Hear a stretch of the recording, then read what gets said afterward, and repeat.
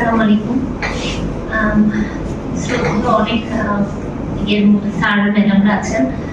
আমাদের ব্যাপারটা হচ্ছে আমরা পুষ্টিবিদ, আমাদের সাথে এই বাচ্চা প্যারেন্টের সম্পর্কটা একটু ভিন্ন। আপনাদের কাছে আস্থার ব্যাপারটা এরকম হয় যে তারা একবার সেবাটা নিয়ে আবার আসতে হয়। আমাদের কাছে সেবাটা হচ্ছে ঠিক ওরকম না। যখন ওরা আসে অনেক অনেক বেশি, মানে যেটা হয় যে সাধারণত আসতে চায় না।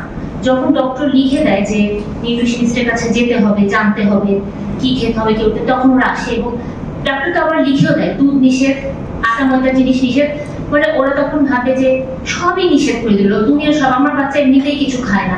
মানে ভীষণ হতাশ এবং ভীষণ, মানে কি বলবো, অনেক বেশি ওরা স্যাড হয়ে আসে আমাদের কাছে।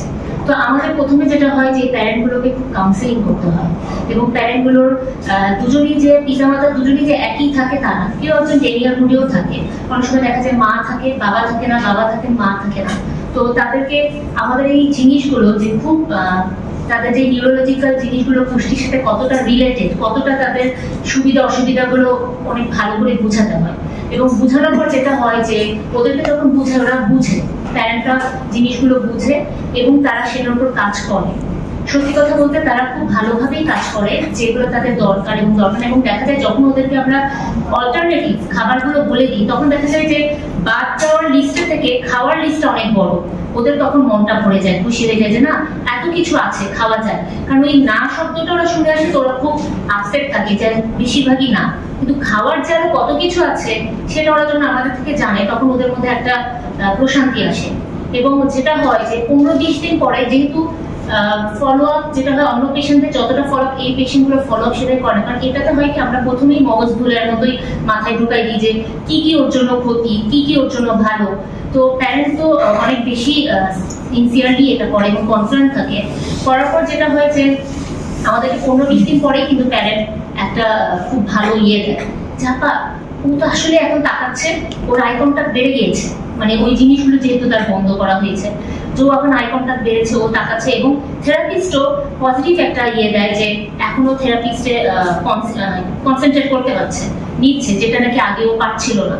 তো ফুডের সাথে এত বেশি রিলেটেড এই জিনিসগুলো ওনাদের যখন আমরা বুঝাতে পারি, ওনারা করে। তো আমাদের সাথে আস্থার ব্যাপারটা মোটামুটি বেশ ভালোভাবেই হয় আল্লাহর রহমতে।